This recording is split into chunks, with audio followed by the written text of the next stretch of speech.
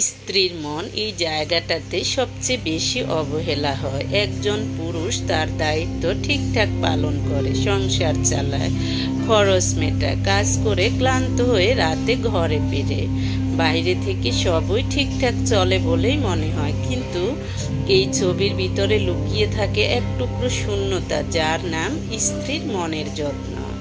একটা মেয়ে যখন কারো হাতে নিজের জীবন তুলে দেয়, সে শুধু একটা চার দেয়ালের ঘর খোঁজে না, সে খুঁজে এমন একটা হৃদয় যেখানে সে নিজের অনুভূতিগুলো নিরাপদে রাখতে পারবে।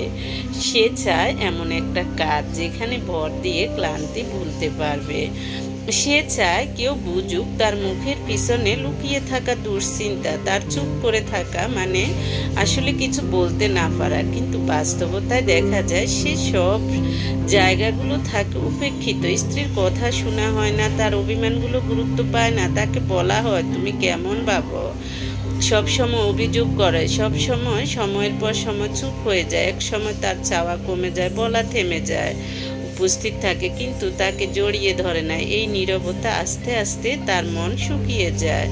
সংসারে ভাঙন ধরে কিন্তু অনুভবে চিরস্থায়ী দাগ রেখে যায়। একটা সংসার শুধু অর্থ দিয়ে চলে না, সেখানে দরকার হয় ভালোবাসা, বোঝাপড়া আর একে অপরের প্রতি সম্মান। শুধু স্ত্রী রান্নাঘরে বা ঘর গোছানোর জন্য সংসারে থাকে না, সে থাকে ভালোবাসায়। এই ভালোবাসার প্রতিফলন না পেলে তার ভিতরটা একসময় পাকা হয়ে যায়। সে কেবল দায়িত্ব পালন করতে থাকে, ভবিষ্যতের কোনো আশায় নয়, বরং অভ্যাসের বশে। তাই আমি তো সব করছি, হ্যাঁ আপনি দিচ্ছেন টাকা, খাবার, সাথ, কিন্তু সময় দিচ্ছেন, মনোযোগ, কৃতজ্ঞতা। এবার জিজ্ঞেস করেছেন কখনো তুমি কেমন আছো, সত্যি করে বলো। একবার তার কাজের জন্য ধন্যবাদ দিয়েছেন। স্ত্রী চায় না দামি উপহার, সে চায় একটা তাকে বোঝা হোক।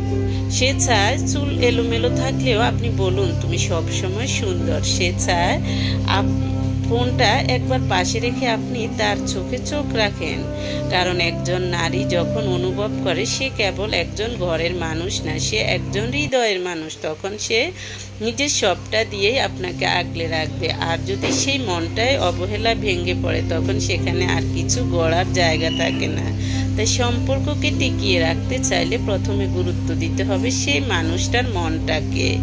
তাই স্ত্রী অবহেলার জিনিস নয়। অনেকে অবহেলা করে কিন্তু পরে এটাকে দেখা যায় যে গুরুত্ব দিতে চাইলেও তখন স্ত্রী কিন্তু আর বুঝতে চায় না, কারণ তার অভ্যাস হয়ে যায়। ও যে আপনার অবহেলা পেয়ে পেয়ে থাকতে থাকতে তার ওই অবহেলাটাই তখন অভ্যাস হয়ে যায়। এক সময় যখন আপনি তাকে প্রয়োজন বোধ করবেন, সে